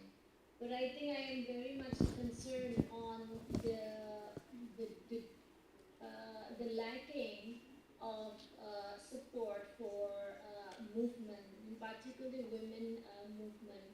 The tendency of the donor supporting the individual organization is quite increased. That create competition among civil society. I am very much hoping that donor agency willing to support the movement where the collective action among civil society that's contributing to the implementation of women peace and security also have to be there. So we have a strong organization, but at the same time, we need to have strong movement among civil society that can always, monitoring the implementation of women peace and security, and particularly also helping in the localization of WPS NAP. At the same time, also increasing the capacity building of the actors, both government and civil society. Okay. Thank you, Ruby. No? Okay, I'm not actually sorry to end this session because the food is waiting for us. No? So thank you very much for our sharing. And we ended with funding, and funding like time, it runs out. But before time will run out of us, no, I'd like to call on the student reactor to join the panel to give her remarks for this wonderful panel. Thank you so much. And name is Miss Shaira May Peralta, a student of Global Affairs and Diplomacy here at Miriam College. Shaira? Good afternoon, everyone. Happy International Women's Month, and thank you to the speakers. So, we all know that throughout the years, women have struggled to maintain their space in a patriarchal world. Despite all the efforts of the local and international community, there are still incidents of discrimination and gender inequality among women. Women's rights and gender security are essential for every country. And despite having these plans and policies, I agree that the challenge here is to translate these plans into concrete actions. Instead of saying men dominate our surroundings, we should look at and assess the possible opportunities for women at the local level. For instance, in maritime conflict like the West Philippine Sea, women play diverse roles in fisheries. They may not be at the forefront, but they actively engage in seafood processing, marketing, and managing small-scale enterprises. I believe that the West Philippine Sea issue is not merely a geographical expanse, but it is a lifeline for local communities, a platform for women's empowerment and economic contribution. Women do multiple work, not only in their workplace, but also in their unpaid work, such as caring for their children or elder people. They do these things not because they are being told by the society, but because of the nature of women who are caring and empathetic towards others. By being aware and acknowledging the need for gender analysis during internal and external conflict, We need to know the needs of women in the local communities and what they need, and always ask for their perspective.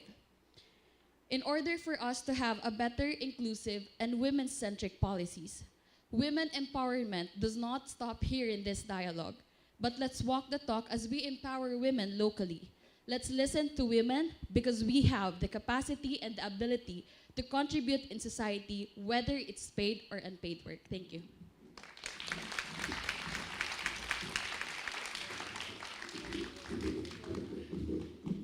Thank you so much, Your Excellencies, Ma'am Lorna, and our youth reactor.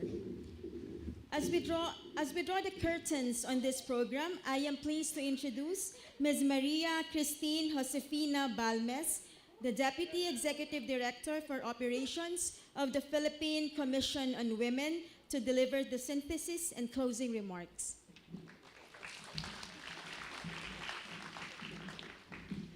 Good afternoon, everyone. I believe I have the most difficult role to keep this up to 5 minutes, so let me begin.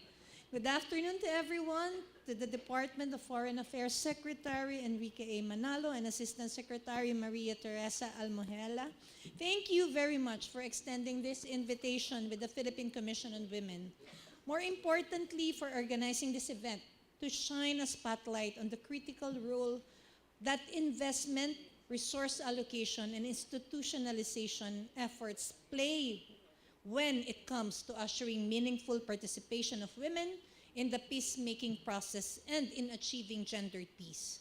And of course, to all the esteemed speakers and panelists, distinguished guests, and our current and would-be GAD advocates in the peace and security sector who graced this event and are still here, there, with us as we conclude this dialogue. Thank you very much for sharing your expertise, insights, and your time with us. This afternoon, the insights from Executive Director, Ma'am Marqueda. Oh, she left. Oh, you're there. Sorry. We were able to be enlightened on the strategies of the Philippine government in localizing the Global Women, Peace and Security, or WPS agenda, down to the local and grassroots level. Through a whole-of-nation approach and strengthening of CSO involvement, resource mobilization and allocation, sharing of best practices, and pushing for the involvement of women in all stages of conflict resolution and peace building, we are able to operationalize the DNAP WPS. In addition to this, we were able to hear from our vital partners in advocating, shaping, and implementing the WPS agenda, civil society organizations, and international organizations. As Vice Chairperson of the National Steering Committee on WPS, or the NSC-WPS, the Philippine Commission on Women recognizes the significant role that CSOs and international organizations like PCID and UN Women play in championing the contribution and well-being of women in the peace and security sector. Ika nga ni Attorney Salma of PCID, hindi ko na po uulitin yung sinabi niyang suportahan niyo ang PCW. Women clamor the hardest, barge the hardest, and this needs to be supported by lobbying across region, funding relevant agencies like PCW, looking beyond conflict situations, and educating the men. We also heard from our friend Neri of UN Women, who emphasized that sustaining peace is impossible without gender equality. Without women, the peace process is more likely to fail by a staggering 65%. Together, we are working in identifying possible enhancement on the meal framework and include key implementing agencies in the third version of the gender mainstreaming monitoring system of the PCW. The second panel, moderated by the very jolly Miss Lorna, on the other hand, explored the global strategies on investing in WPS with perspectives and insights from Her Excellency Mariel Caretz, Her Excellency Marcelo Ordonez, and Ms. Rubianti Khalifa of the Asian Muslim Action Network. I found compelling the strategy of Netherlands on the 3P, or prevention, participation, and protection, especially your budget of 500 million euros to conduct actions on the ground, a remarkable testament to your commitment on investing towards peace building. I also found very important the inputs from Colombia urging us to look back at the horrendous impact of conflict on women and the strategy to address this by also addressing unpaid care and domestic work performed by women. Allow me to just share that for the Philippines during the pandemic, this is 13 hours for women and 8 hours for men. And of course, the insights from Indonesia must also be emphasized. A complex and extremely nuanced subject. We need to conduct dialogues and find ways to interpret religion in more progressive ways that will empower women and girls rather than hinder their ability to achieve a full and quality life. As we approach the 25th anniversary of the UN Security Resolution 1325 on Women, Peace, and Security this coming October 2025, I hope that we all come out of this dialogue with renewed vigor, dedication, and commitment to take action, allocate sufficient resources, and advocate for institutionalization of gendered and inclusive initiatives and interventions for just and lasting peace. Tulad po ng sinabi ni Ambassador Kiambao del Rosario in her remarks, I hope the students who are still here with us today find yourselves encouraged to join the government and be involved in the peace process. To transform the landscape and the future, you must take up space. More than anything, the National Women's Month celebration is a call to action. Tying this with this year's sub-theme, Lipunang Patas sa Bagong Pilipinas, Kakayahan ng Kababaihan, Patutunayan, I want to emphasize that women have unique and valuable insights and contributions to the peacemaking process that must be taken into account. Echoing the message of Secretary Manalo, women in peacemaking and peace building is not a contemporary development and necessity, but rather a continuation of what has always been part of our history and our legacy. Let us dispel the belief that women are mere beneficiaries. Rather, women are key actors in this advocacy, and to ensure that they are able to fully realize their potential, we must invest in women peacemakers. Sabi nga po ni Secretary Galvez, investing in women is investing in peace, and in the words of Neri, we need to invest in women not just because of the multiplier effect, but because it is right, just, and moral thing to do. Muli po, maraming salamat and happy National Women's Month.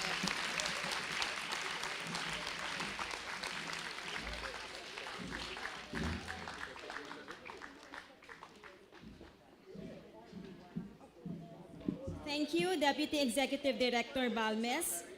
That concludes our dialogue for today in celebration of the 2024 National Women's Month. We extend our gratitude to the organizers, the Department of Foreign Affairs, United Nations and international organizations, the Office of the Presidential Advisor on Peace, Reconciliation and Unity, the Philippine Commission on Women, and the Philippine Center for Islam and Democracy, as well as the Women Gender Institute of Miriam College. Let's continue celebrating Women's Month by enjoying the refreshments provided outside. Thank you, enjoy the rest of the day, and happy Women's Month.